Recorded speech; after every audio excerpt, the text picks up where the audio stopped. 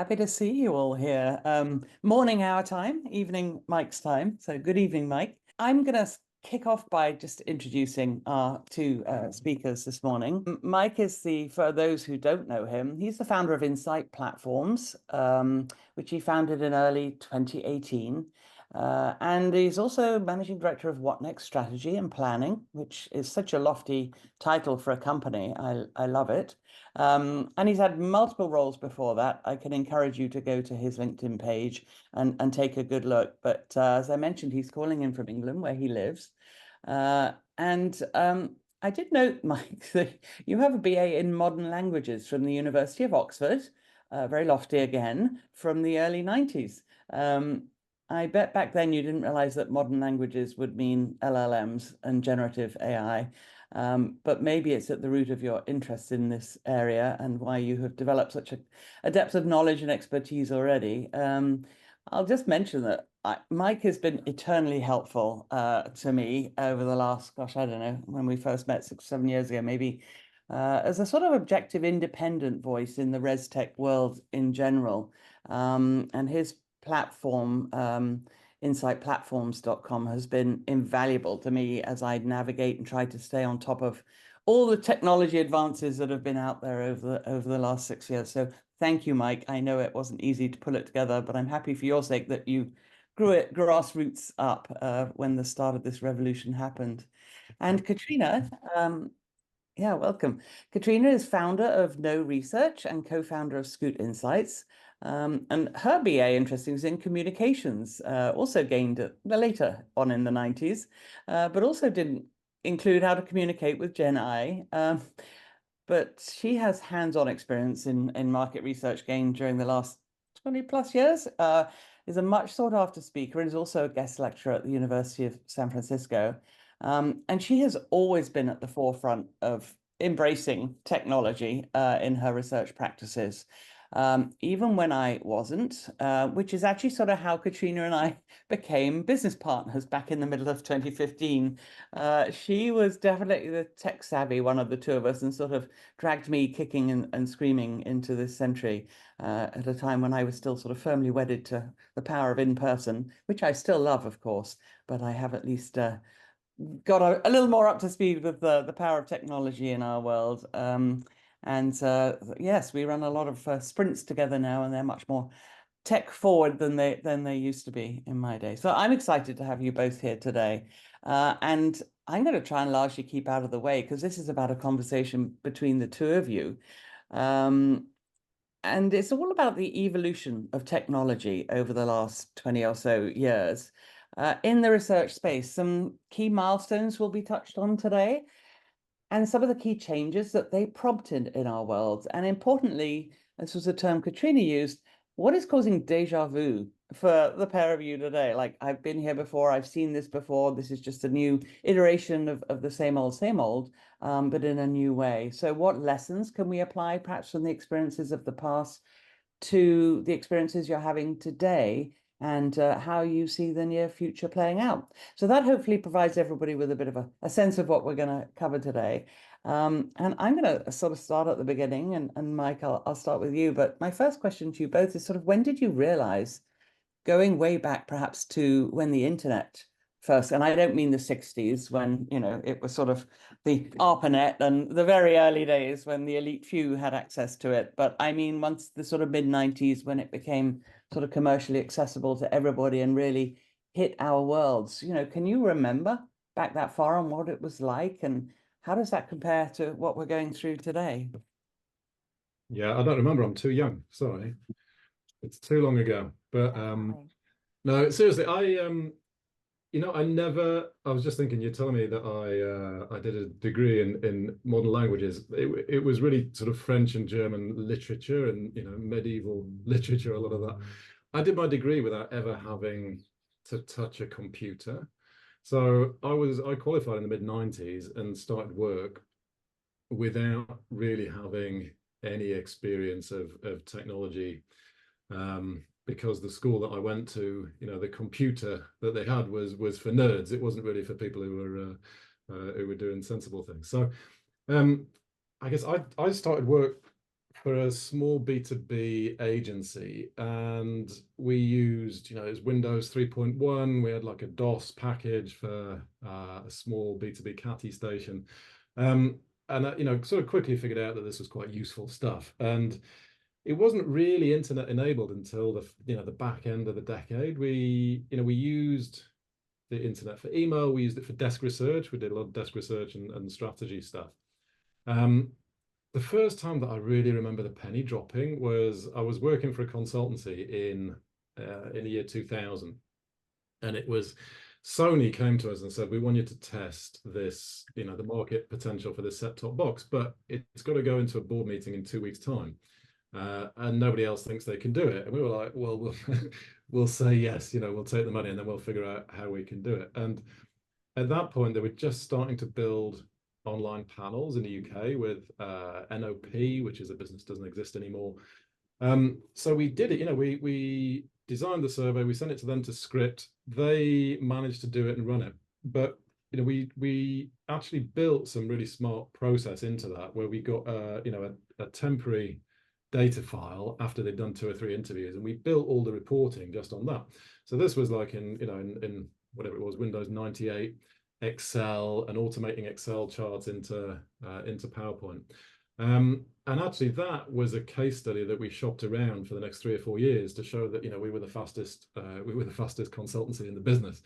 And it was astonishing to me when I joined what was Research International, like one of the biggest agencies in the land, a few years later, that their processes were kind of 5 or 10 years, predating that we'd just done in this kind of small agency. So yeah, I think that was probably when the penny dropped for me, that you could do stuff if you got everything lined up, unbelievably quickly compared to what you'd been able to do before. I sort of love that foundational lesson there, Mike, which is like, when you're faced with a new challenge, say yes and then work out how you're going to do it. And in that process of working out how you're going to meet that challenge, you'll end up being, 5 years ahead of other people who didn't face the challenge. And maybe that's a really nice first lesson for us all. Yeah, that's a great story. Wow. Yeah, Katrina? and I think for me, starting online was starting, my career started with being online, but in a way that I thought was very swishy at the time and fancy and, fast. And now, I have found printed out emails that I had a binder of my printed out emails, back in the day, to make sure there really was a record of these things that were zinging around. But I think it's interesting to start that far back, to think about it as an evolution, because I think part of the fear right now is that this is this brand new, scary, completely different thing. But if we think about how computing and technology has helped us along the way, kind of, since that point, it is an evolution and it is a set of changes. And even if those changes are speeding up at a pace that we're not used to, or throwing some new capabilities at us all at once, which is, I don't know if anyone else feels that way, but I feel it's just like this sort of onslaught.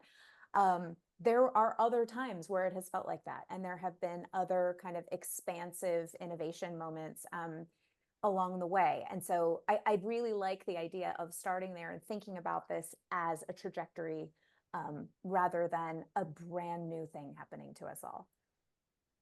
Yeah. Yeah, just part of our journey. Yeah. I was being reminded earlier as I finished a book that we could recommend to everybody, that Katrina prompted me in the direction of, called Co-Intelligence, which I think is one of the easiest to read and best books on this subject so far, of calculators. And, the early days when the fear about calculator, that was the 70s, right? And actually, I remember my dad bringing home his first calculator, and it was like this big. It was like an adding machine, the old fashioned. And then when they started, kids started bringing them to school, and everybody was like, "Oh my God, kids are never going to learn anything again." And now we don't even think about, the worry of calculators. So maybe that's another reference point. But yeah, tell me more about those sort of very early years, going back to the early 2000s, and sort of we'd got used to the internet. We'd probably stopped printing off our emails by then, which I remember doing exactly the same. I've still got a folder. Yeah, how did the early 2000s start to technology impact what you were really doing day to day in your research roles? Do you know what, for me, I think the biggest impacts were about speed and reach. You know, I'd spent the first 5 years of my career in B2B research. I used to drive around, you know, paper mills and like chemical processing plants in Europe, you know, interviewing people in the, you know, in the overalls. You know, this was a totally different world where you can reach consumers for instant feedback online. And I think you know, building panels, being able to get that that feedback, but also the reach internationally. So, you know, one of the things when I did join RI, Kantar, it was to work for a global account where, you know, we were doing work simultaneously in Japan, in the US, in, you know, different European markets. And it was really at that sort of inflection point of offline to online. I think, you know, the first kind of 5 years of the 2000s, a little bit like where we are now, probably with the AI adoption, and being able to simultaneously, you know, get data from 5, 6, 8 countries and put it into one place, I think was, you know, was quite revolutionary. But it was all quant. You know, there wasn't really a lot of qual, not as we think of it now. I mean, you know, verbatim responses. I think there's there was a, a paradigm movement. Yeah, there wasn't really a shift. There was a, let's take what we've been doing in pen and paper questionnaires, let's put them online. So there was some really horrible execution, you know, in the kind of early days. And in fact, you know, that persisted. It still persists, actually, the way that people design grids for online surveys now. You can see there's I think it's Tumblr bad surveys, I think, is the Tumblr page. I don't know if it's been updated recently, but there's a whole load of just horrible, like, eye-bleeding survey designs you can see there. So, you know, the thinking that went, okay, we're going to take what we've done offline and we're going to move it into this online thing, I think was you know, understandable, but also, you know, a kind of strange artifact of not adapting the method to the new tools as well. Mm. That's Yeah. my recollection. Yeah, no, it was definitely like this. I mean, if we come back to excitement versus fear, right? It was a fear of doing anything different. Like, let's do it exactly how we would have done it the other way, with through a different channel or through a different medium or using different tools. I also think that's kind of when I remember having a lot of conversation around bias and selection at that time, right? Because there was not 100% ubiquitous access to these tools, right? So I think there were, I just remember conversation upon conversation of like, is our target audience online? And what are we losing by doing things online, by communicating online? Who are we leaving out?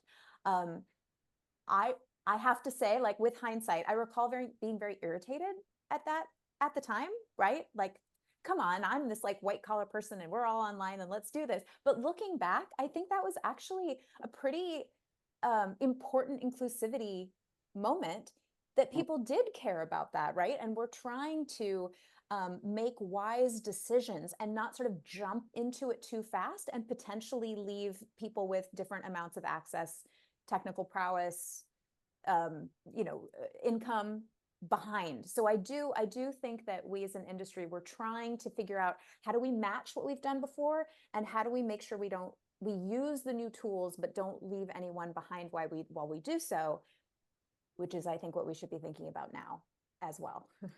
Yeah. Yeah, I think you're right. I think the you know, legitimate concerns about research methods that had been you know, designed for random probability sampling were then just being pushed into, you know, self-selecting online panels, and, you know, genuine concerns, even though, you know, in some cases it was like you're getting data where you never would have had any data before. You know, you just need to understand your bias rather than say all bias is evil. And I think, you know, there are definitely echoes of that now with representation in training sets and the data that's being fed into a lot of the foundation models. You know, we know that it's heavily skewed towards English language content that originates in a handful of markets, that doesn't reflect, the lived reality, the cultural experiences of people in, in all corners of the world. So, we are, I think, seeing echoes of that. Are we really representing in the way that we're trying to understand humans, Yeah, because it seems like when you have a conduit to something new, it is going to expand. Like that's, I think, the first impression of this is new, this is not, it's going to give me something bigger, better next. But to pause and say, and what is the other side of that coin? What are the potential things that it could be missing, right? Or making me miss? Yeah, yeah.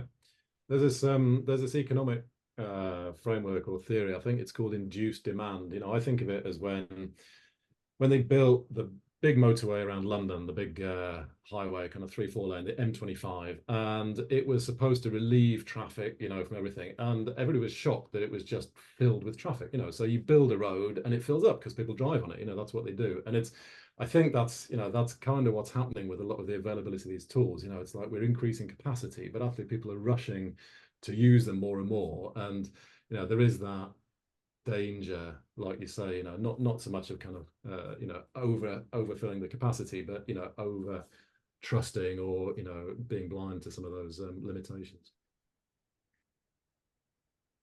Gosh, my mind is already sort of excited about all the places I could go based on what you've all just said. But one of the things you mentioned, Mike, was that really what the internet did was sort of speed and reach. Suddenly we could do things faster and we could reach more people and all over the place, which then, led to the problems of, well, can everybody reach it? Can we reach everybody? Or, how equal is this? And Katrina's point about, who won't we reaching? And that's certainly true today, right? We're all in this, GenAI, and then I ask friends about it, and they've literally, some of them have not heard of it. And I'm like, have you been living under a rock? Do you ever, do you have a news feed? Like, what's going on? But they really don't, and they are sort of bemused by it when I try to describe how it's impacted my world. So that's a great reminder. Thank you, for that. We mustn't assume the whole world is where we all are in scrabbling in our new world. But if that was all about speed and reach and sort of offline to online, what is happening today that is more than speed and reach? What's the big difference with this latest big thing to hit us? Not just speed and reach, but something completely different is happening. I mean, sorry, go ahead. No. Katrina. Oh, no, I was just going to say, I mean, I think that's interesting because I think we both responded from like a fieldwork and participant perspective, right? And I feel like maybe it's still speed and reach, but it's more internal. It's more for the researchers than, I don't know. Is that's Mike, where my first thought was when she asked that question? Yeah, I think, it is, I mean, just to kind of anchor it, I think it is part of a continuum. So, we can sort of feel like things are a step change difference with this now, but in reality, it is, we'll look back and we'll go, okay, that was just that kind of that point in the curve.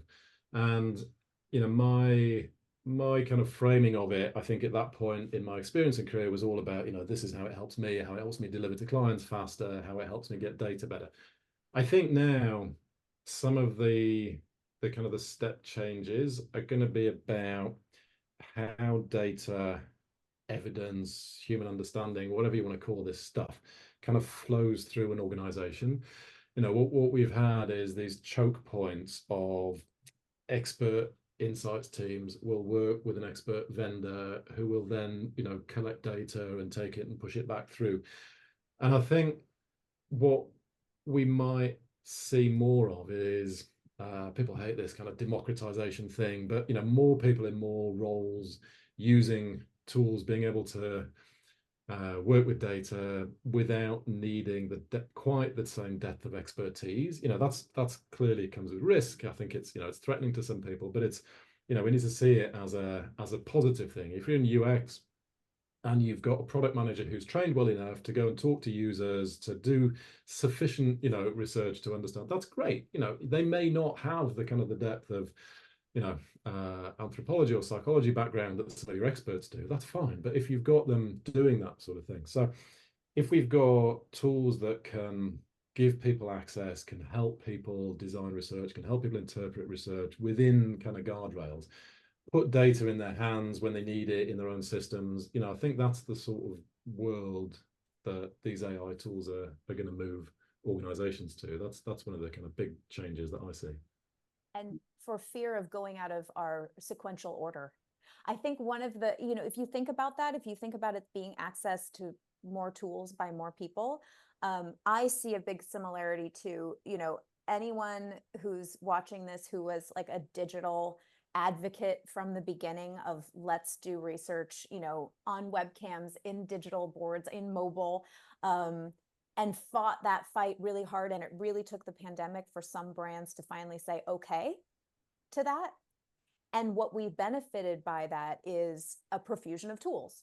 So coming like on the tail end of the pandemic, we have a lot more access and acceptability and interest and belief and faith and all of that stuff in a broader set of tools. So we have a broader set of tools to work with as researchers. So I kind of see, yeah, Mike, to your point of like, and this is then even more. This will give even more people more tools. So I see a parallel there as well.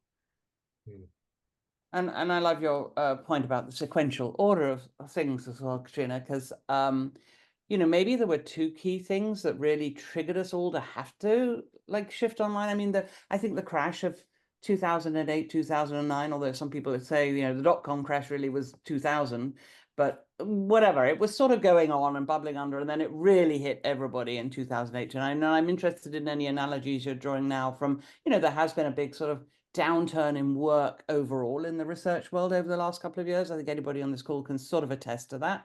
So, you know, do we see any similarities between then and now, but also expediting us all to have to find cheaper, better, faster back in 2008, 2009. And Katrina, I know I've heard you talk about that shift that people had to go through, more efficiency, be more effective, faster. And then, of course, COVID that you just alluded to, the pandemic, also catapulting us forward. Any thoughts on? Yeah, I mean, '08 really, and I tell many people this story. The reason I was an early digital qualitative advocate was I was trying to figure out how to reduce budgets in '08, '09. Like, what can I take out? How can we provide research buyers with quality, with what they need, with the insights that they need when their budgets are being cut? And so apparently you can do this thing and people can, you know, log in and no one has to go anywhere. I don't have to go anywhere. They don't have to go anywhere. You as research buyers don't have to go anywhere. Let's just cut all of that out. And so really it came from like a scrappy budget centered inspiration point. And so I do see that happening now as well of like, how can we do this? It is a tricky time, right? It is a tricky time for research budgets in general. So how do we see it as an opportunity to get creative, get scrappy, try the new tools, to be able to meet that need rather than saying, oh, that's a shame, we can't do the project. Nobody wants to say that. Nobody wants to leave people who want insights insightless, you know? Yeah, I think I mean I don't sell research directly myself anymore, but a lot of people I speak to said the last couple of years have been quite tricky. You know, there's been a lot of layoffs, and I think budgets are tightening. I think we do have to ask why. What's it about this evolution that's happening? Are we, as a body of researchers, are we delivering sufficient value in the right way? Are people getting data from different sources? Are they able to do things in ways that either bypass or meet their needs better than the kind of traditional research structures? I think there's a little bit of that sort of secular shift going on, but I think thinking back to 2008, I mean, you mentioned the dot-com crash in 2001. I had a choice at the time between joining a really sensible grown-up strategy consultancy or joining this cool-looking digital e-business transformation company, which I did, and it lasted about 5 months and then just crashed and burned. So I was toast a little bit after that. But the 2008, interesting, I had kind of two sides of that coin, because when it hit, I was running quite big teams in Kantar, and it was brutal. You know, we were carrying a lot of legacy processes, very people heavy, you know, very margins under huge pressure because it was just a traditional cottage industry way of doing things.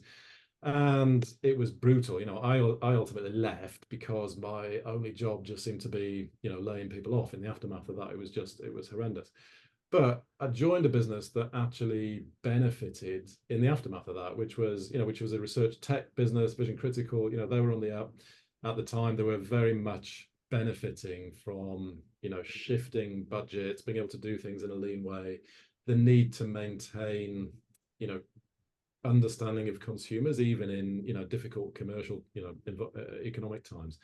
So I think it was interesting sort of seeing both sides of that, you know, the legacy of an industry that had to transform and the potential for this kind of new technology driven industry that was actually, you know, was flying. And you know, I mean, it wasn't quite you know, your free Google lunches and that kind of thing, but the environment was entirely different. Well, and I think there was a Insights Association town hall yesterday. And I think what it reminded me is about definitions. So what are we defining as our industry? What does that bucket look like? And are we looking at the right buckets, right? Are we, because at that time, Mike, that was like, that could have been debatable based on who you were. Was that part of this industry? Were these new cool digital tools? Is that something different? Or is that part of the evolution of our industry? So is the amount of business changing, or is it shifting in terms of where it sits and what types of companies in the space? And that, I mean, that was a lot of the conversation yesterday. Excellent talk and recording to, you know, watch after this one, because I thought it was really important to make us all step back and think about everything that is in our world. And if you look at it in total, I think the picture is quite different than if you think about kind of traditional, I'm putting very strong air quotes around that, traditional research companies and tools, right? So what is that world? And is that world shifting, or are the pieces shifting within it, you know? Yeah, I've always taken quite an expansive view of what our industry is. You know, there's a lot of adjacent capabilities and tools and skills and things in, you know, customer experience and analytics and, you know, and the UX side of things. And, you know, for me, it's all, it may not have the same reporting line. It may not be the same people, you know, that do those tasks anymore. They've kind of specialized and fragmented. But, you know, ultimately there's this thing about trying to understand, you know, audiences, people, customers, users, consumers, whatever they are, and use that essentially. insight. Yeah, exactly, to drive the business forward. I'm just a sort of sneak. I am actually doing some proper research right now, believe it or not, for a white paper, and it's going to be coming out in Q4 with Market Logic software, but it's with the users of Insight. So people in marketing teams, product and innovation teams, and we're not anywhere near finished fieldwork yet, but we're asking them to what extent are they relying on Insight to make decisions, and how many, you know, what share of their decisions today are driven by insights and evidence, and in a perfect world, if they had access to it all, how much would it be? There's going to be some really interesting stuff that comes out of that, but I can say, you know, people are very heavily dependent on this kind of stuff, this sort of data. So I don't think the fact that the tech development and the changes in the industry might have impacted some of the, you know, traditional ways of doing research, I don't actually think it's slowing down the volume of data and the kind of hunger that people have to make evidence-based decisions. You know, I think that's the kind of the dichotomy for me, is the research, that sort of research supplier industry does feel that those budgets are kind of tightening. You know, it's been a bloodbath in kind of UX research as well. But actually, the demand and the use for data and evidence about people is growing and has a lot of headroom to grow further for those users. Which ultimately, good, right? We want people making data-driven decisions based on the people they serve, right? So however they're doing that, that's a win, right, for the world. And yeah, we're having a lot of conversations lately that is about pulling in a data analytics team. So what can we pull that team in, which is a team that I always knew existed. And I'm sure had triangulated data for what we were trying to figure out, but you never sort of knew where they existed or how involved they would be. And more now in these initial conversations, it's what can we get internally? What can our data that we already have tell us? And then that helps us identify gaps where we may want to do primary, we may want to get into the field, may want to add to the information, which I actually think, that's a positive. I mean, there were these huge blown out projects 10, 15 years ago, right? Because everyone was like, I have no idea who our customers are. I have no idea. Let's start from scratch. And I think it's actually a benefit now to get started a few more paces in, right? We know this much about our customers, but we don't know this much, and we need to find a way to bridge that gap and fill in that bit. Yeah, I agree. And I think there's a lot of the developments in AI, generative AI, the new kind of capabilities, I think will have a similar sort of impact. So you think about synthetic data, everybody's talking about it. You think about AI agents, what you've got is, an even further developed starting point, or, an understanding that's synthesizing what you might already know, or you've got a very robust basis for building a hypothesis that you then go, okay, this is the thing we're going to go and do primary research on, or this is where I need real insightful expertise that can understand what's going on, because the kind of the base layer is there. We've got a lot more data that's available. Yeah, I would just say, I'll see you put the link to the Ethan Mollick's book. He's a very well worth following on LinkedIn. If you find him on LinkedIn, he's Ethan Mollick. I think he's a business school professor at Stanford, or I can't think where Wharton. he is. Wharton. Yeah, somewhere impressive. I recall. I'm trying to remember the name of his sort of newsletter podcast thing that I follow as well. Something with the word one in it. He's got a Substack that's worth subscribing to as well. Yeah, he's great, and he has a great website where you can access all sorts of stuff from him too. Yeah, thank you for mentioning that, Mike. I'm sort of interested. So you're talking about this big, radical change in a way that we're not dependent on, primary insights, that there's all this data that people can draw on to form possibly stronger hypotheses. It leads me to think about the dynamic of change about how we develop expertise to be intelligent humans in the way we digest and synthesize and interpret and understand what is good data and bad data, and how we triangulate it in our brains often. And it's on our history journey, it's reminding me a little bit of the smartphone, which came out in the iPhone 2007, right? By 2010, we could buy them if we could afford them. And maybe by 2040, they were totally ubiquitous and everybody had a smartphone. But I feel like it has caused me to dumb down, because I rely on it. God knows how many apps I've got on there. But whether I'm just going from A to B in the city, I tend to lean on it to help me get the best route. And I can't remember anybody's telephone number anymore. And so, what's it doing to my brain and my ability to think for myself, because I lean on it.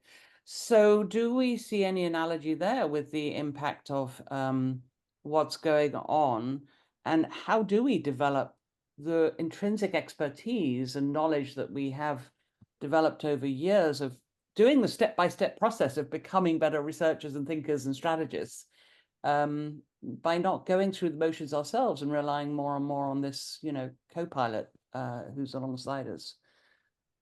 Yeah, I had the same thought today when I was just doing some maths in my head, and realized that I'd got it completely wrong, and thought, this wouldn't have happened a few years ago. You just well, I'm older now, obviously, but I think it was the same kind of thing with the pocket calculators and the fear for the kids, and nobody's going to know how to do maths. And there is an effect for sure. I think part of me thinks, okay, so nobody knows how to use a slide rule now. Is that really a loss for an advanced civilization?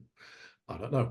There's all sorts of acute intelligence, based skills that we honed in different environments over the years. When we've had trackers who can identify, 800 different, mushrooms in a forest, or, whatever that kind of thing is. We're an advancing, technologically driven society. I think some of what we thought was valuable, at different stages is going to be less valuable going forward. So the introduction of the spreadsheet, for instance, it didn't decimate the accounting profession. It moved a lot of people, in the activities that they did. It kind of turbocharged their ability to work with complex data. They probably, lost an awful lot of what had been honed and built as skills over years of kind of manual documentation and calculations and various other things, and I think, we will inevitably see some of the same. Some of what we hold on to because we learned that coming up is kind of probably low value. Some of it probably will be a bit of a loss. I think that's the nature of new tools and technologies. I don't know. What do you think? But I mean, I don't know. I mean, I think if you think about it in the realm of problem solving, we're just solving different problems. So our brains are still trying to work out solutions to problems. Like I was trying to figure out how to connect my Bluetooth speaker yesterday. Like, yes, that is all very technical. I still could, it was still not working and I had to figure it out. So I still used my human brain to solve a problem, right? It may have been a different problem than I solved in the past.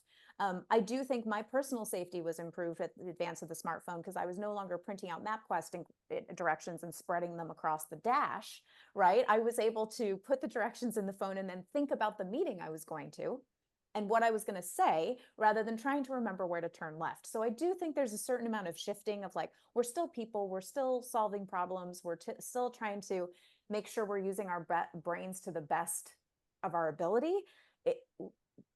It's shifting certain things out of that primary zone. I'm actually doing some reading on mental health for and memory specifically for personal family reasons these days. And apparently it is not damaging your brain to just Google it. Like that, it just to sit around and make yourself remember the weird esoteric fact that it actually does not help you to do that. You should use the tools. According to neurologists, that's my addition here, is that the neurologists say we're okay as to look things up every once in a while. Well, I find that hugely reassuring. I feel like I'm looking up stuff constantly that I feel I used to know. And I'm just like, what was that? And then I, Google it or whatever. I, of course, constantly have ChatGPT eternally open now on my browser. And it's actually great because often it will throw up stuff I hadn't thought about in the context of it. So I love this idea that you both just talked about. Maybe we should start calling it just the big shift. And I think accountancy is a great analogy. Like the spreadsheets and stuff didn't take away the role of accountants. Actually, TurboTax, let's face it, we should all be able to do our taxes, but no, we still prefer to turn to accountants. So maybe there's some reassurance there. And by the way, I gather there are, lots of jobs available in accountancy. If anybody wants to retrain, there's a huge shortage of accountants. So maybe I don't know, maybe their jobs didn't get more interesting with this shift of some of the turgid stuff being done by spreadsheets. But anyway, it's out there if anybody's thinking of retraining. But I think this idea of the big shift is a really important point. And we've had a question in the Q&A about, but how are you really using it? How is GenAI changing the way you do your business day to day and for the better? And where is it really working for us? This need for us to solve our problems today. And rather than thinking about, what parts of your old job is it now doing for you? It's almost like, great, let's work that out very quickly. And there's any number of companies helping us do that and applying GenAI to make their tools better, faster for us. And let's stop fighting that. Let's embrace them, work out which are the best ones, and then really think about the big shift in our roles as humans who are going to work alongside this. But let's touch on that to answer the question about how has it really impacted your day-to-day work? When, why, and how are you using it more effectively than the way you were doing things before over the last 18 months? Let's just touch there, and then we'll talk about what next. Do you want me to go first? Yeah, it's like that's a long list. I will just to talk about your platform world for a minute. I think one way it has shifted how we work is getting closer to our platform suppliers, like just our relationship, because we're saying, what's in the pipeline? What have you got for us to beta test? How can we do this thing? What are you working on? Oh, are you a new company? Let me get to know you. So I actually, we had just had the same tech stack for a few years now. And I think this has kind of prompted this collaborative energy around making sure that the tools and solutions are meeting the needs of the industry. And actually, yeah, there's many more ways, but just being here with you today, I was like, that's interesting. It's actually ramped up that kind of interactivity and relationship building in a way that I felt like it was sort of static for a while. Yeah, it's interesting just practically because I see a lot of these research tools. I don't really use many of them on live projects. I play around with them, but I don't really get deeply into the weeds. So for me, the impact of the generative AI stuff specifically, there's sort of two big buckets. I think, one is it's kind of like expanding my, thinking. So I'll bounce stuff off. I'll say, I'm thinking this, what else? Or give me a list of 10 whatevers that, that I can use to help grow my thinking or, generate some ideas. I think the other way that I'm using it is in a real kind of scaling or speeding up or, sort of turbocharging things that would previously have taken a lot more time. So for instance, if we run a webinar now, we'll take the video, we'll transcribe it, we'll take the transcript, and I will generate, a dozen social media posts that are based on the transcript according to a prompt that's very kind of specific, and it will pull out things. And we can kind of automate much more that was previously, I would say, pretty low value kind of activity. And that's reduced things by 90%, in terms of the amount of time taken. So there's a lot of little things like that that are helping, both the kind of creative sort of front end, expanding the thinking, but also optimizing process stuff at the back end, I think. Yeah, we sort of think about it as similar, but different. Like we have three buckets. So we think about it as the LLMs, open source. We have nothing to do with them. They have nothing to do with us. So they're not research tools, right? They're just tools for business people. And so what are we using there and how are we using them to help us? Then we kind of think about it as bespoke research tools. So that's going to help us with the actual research and analytics itself, and sort of what are we going to do over and how are we going to use this set? And then the third set for us, honestly, is design and production tools, kind of like you're talking about. Like the number of tools in that category that have come through our AI initiative that's the fastest growing space of all the things that can help you with, because we do a lot of audiovisual deliverables. Like there is quite a lot of production in our deliverable set. We have podcasts and video stuff and all, beautiful white papers, like all of these things, right? And I think the tools that we're leveraging most often and that were easiest to get into our cycle was that set. Because I think what the big thing to think about is you really need to start with a pain point and something that is going to make something you do now better, faster, cheaper, more enjoyable. One of those boxes at least, rather than just trying stuff to try stuff, right? So if you go from the set of this takes too long, I'm typing in subtitles manually, this is not okay. Do you know what I mean? Like if you go from one of those places and then find tools to meet those needs. But that's really helped us kind of put like business people, researchers, production, and think about making sure that we have go-to tools in all of those areas. Yeah, I love that reminder about being driven by a pain point. Like there's something you're trying to do, and if there are ways to make us better or more efficient at that, let's think about it. I mean, I work out of a home office and I don't have a bunch of colleagues up the hallway. And I have heard people say, oh, it's like an intern, can help you with things. And I have realized that no, this is for me like having a bunch of really smart colleagues in the room. And I guess that has become a pain point in my life that I didn't realize had crept in, which is I used to ask people, say, hey, how would you do this? Katrina was, by me the other day in my home office and helped me know about a whole new thing I didn't know about, but I didn't know it, right? And so when she said, you're doing it that way, have you thought about this? And I was like, I didn't know about that. How would I have known that the way I was doing it was painful? And instead of 8 clicks now to achieve something, I have 1 click. And boy, something I do many times a day. So this thing about helping each other. Now, I still need humans to do that sort of observational thing. So that physical presence, I think it doesn't, and we've been talking a lot about physical interaction with things, with each other, the nuance of behavior and language. But the idea that I now have actually 20 really smart colleagues in the room with me, and at all times I can reach out to them, and depending how smart my question is, it will give me very smart answers.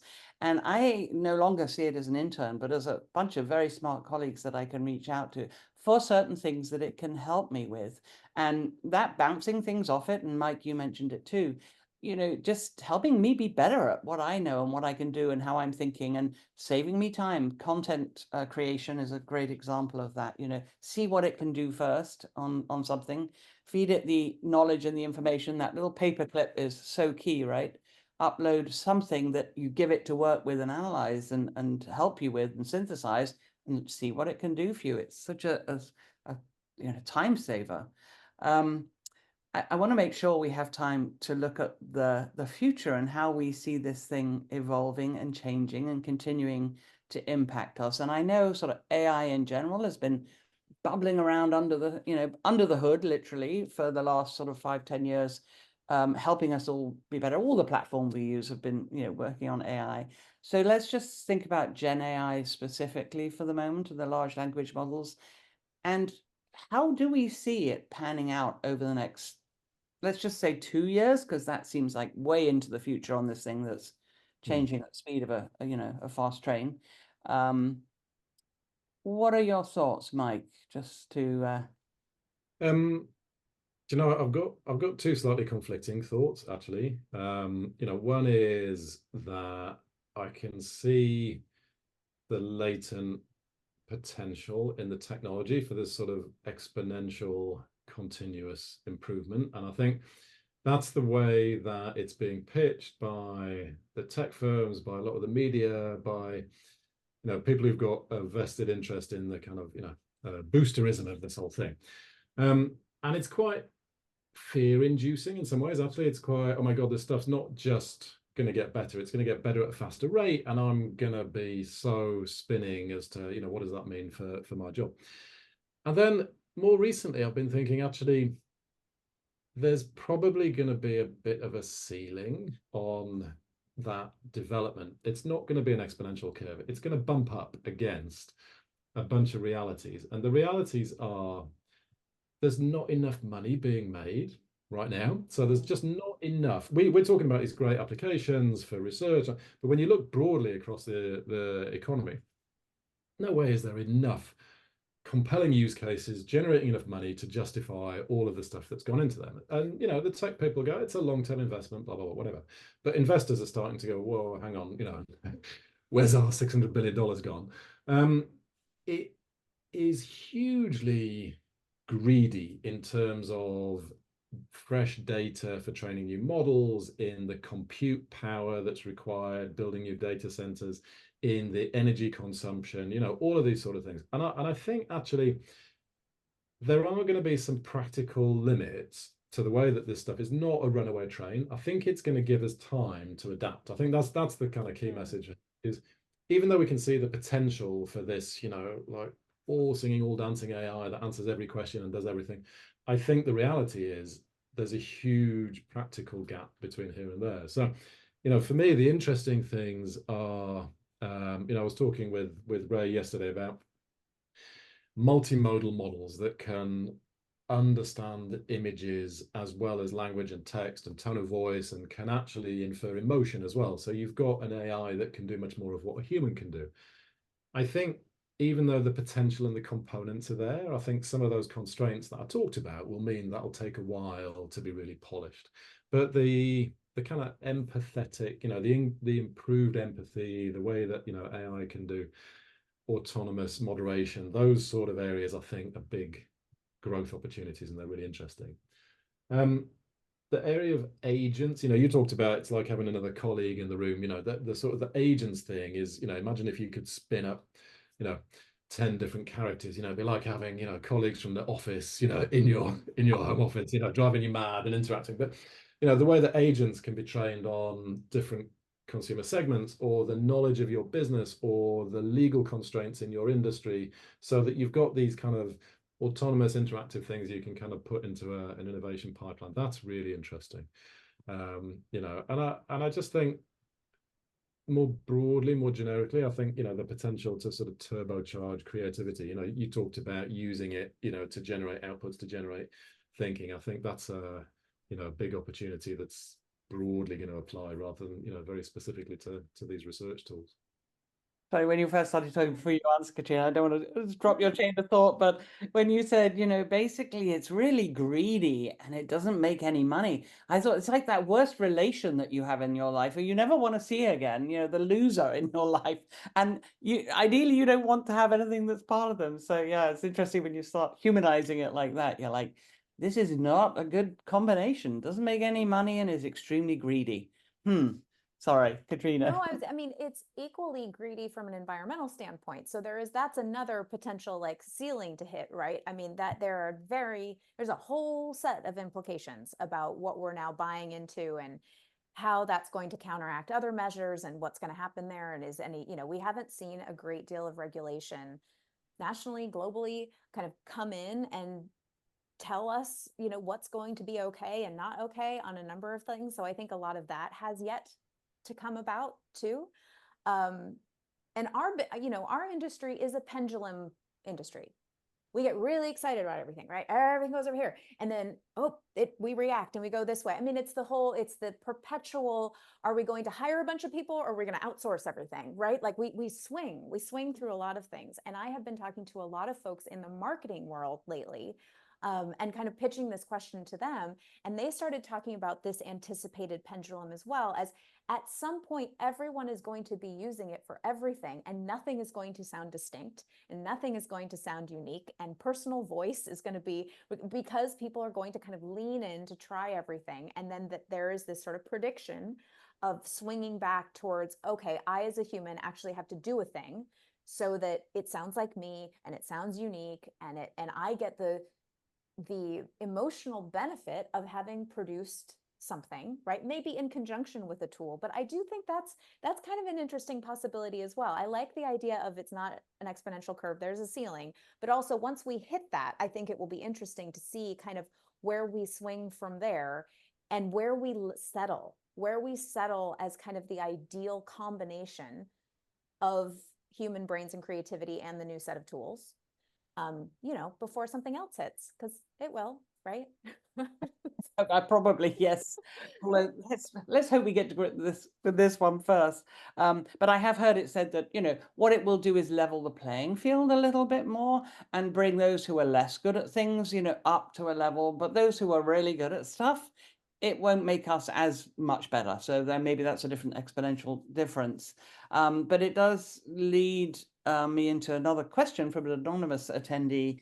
How much do we believe we should be telling the world that we are using AI, and how, you know, like, do we think clients will think better of us if we are or aren't using AI, and how transparent should we be? Or should we just assume that we are using it as efficiently and effectively as we can and get on with life? And if they ask us, then say, oh yeah, here's what we're using. How much should we be shouting about it?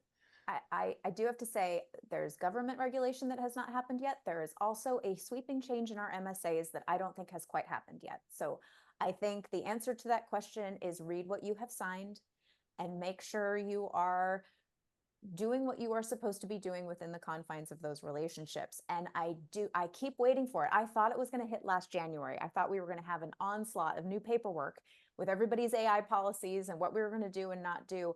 But I think it's going to come.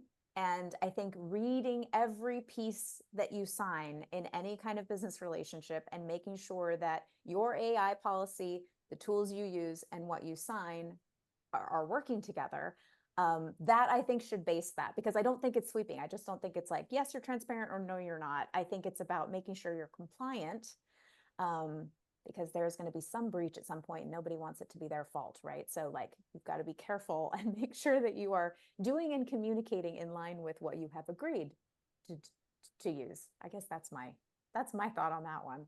Yeah, I'd agree. I think you do need to be, you do need to be transparent with a lot of client organizations, because there are clients who have policies, or will, if they know that a supplier is using AI tools and there's any of the customer data or anything that's going near it, then they'll have all sorts of internal policies that either prevent them from doing it or need sign off, or so there's a whole wave of resistance to this stuff in organizations, which has it has a kind of slowing down effect as well on adoption and things. But I think you do need to be careful to divulge if you're working with with clients who require that, for sure.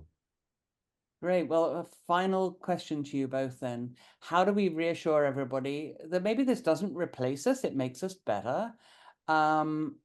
And what are the ways in which it really isn't and doesn't and is unlikely to replace us as humans in the loop in the research world? Mike, why don't you go first? I don't think it's going to be, and this, we talked about, pocket calculators and, and math students and spreadsheets and accountants. I think the way in which you work with these tools, the skills you have, the role, the tasks that you do, they change and they adapt. I think, this is a whole new set of tools. There's a temptation to see it's like, oh my God, it's magic. It's going to be, it's going to be all singing, all dancing. The reality is, the more you work with it, the more you start to see the limitations. And I think Sam Altman is the OpenAI CEO. He said the more you use ChatGPT, the less impressed you are with it. And it's true, because you go, oh, okay, like here's where I'm kind of butting up against your your structured thoughts, the way in which you do things. And I think as long as you don't just have a parrot the chatbot response to working with it, I think as long as you see it as, here's something that helps me create something rather than stops me from having to do something, then I think it's a mentality and a mindset shift, and you'll start to identify where the weaknesses and the opportunities are. Once you use any of these AI tools, you do start to go, oh, okay, it's not quite what it says on the tin, or here's the gap between the summary and the evidence, and all of those sort of things. So I think it's just about staying alert and looking for those opportunities where you still need to be a human expert, to add value. Yeah, and you said something before, Mike, about insights are still needed. So at the moment, August 2024, it cannot come up with what the insights you need are, and what you and it cannot inspire curiosity. It cannot trigger the interest in the insight, right? There is this, that is what we are as human beings, is curious people who question everything and ask why and try to go on to get to the bottom of things, and then use tools to do so. So I think that that is constant, and it has not mattered what has happened in the past few years. That has been our role, and we have used different tools to answer our questions. So that would be my kind of glass half full about this, is that will remain our job. I love it. And as things develop on a daily basis, I don't know if either of you have got a subscription to you.com yet, which seems to be the first agglomerator across all the platforms. So now you only need one open on your browser. I haven't tried it yet, but I think great price point. It's definitely cheaper than my monthly subscription to ChatGPT. So I guess I will take out that subscription and check out Magi as well, magai.co. Okay, it's great. got all the models for the language and the image models as well in one subscription. It's very good. Marvelous. Magi and you.com. Let's all play with those over the next few days, get our subscriptions. And this was so enjoyable. Thank you both. Thank you everybody for coming today. I've certainly, it's got my juices going again. There's so much to think about here. It's an exciting time for us all to be really challenging ourselves to move forward in this new order of things. And as you both reassuringly said, there have been so many of these things that have helped us get better along the way. I think this is the latest new weapon in our arsenal, or tool in our toolbox, but we've still got our hammers and screwdrivers and all the other tools. This is just whatever that newfangled tool is. So thank you both so much, and everybody have a good rest of your week.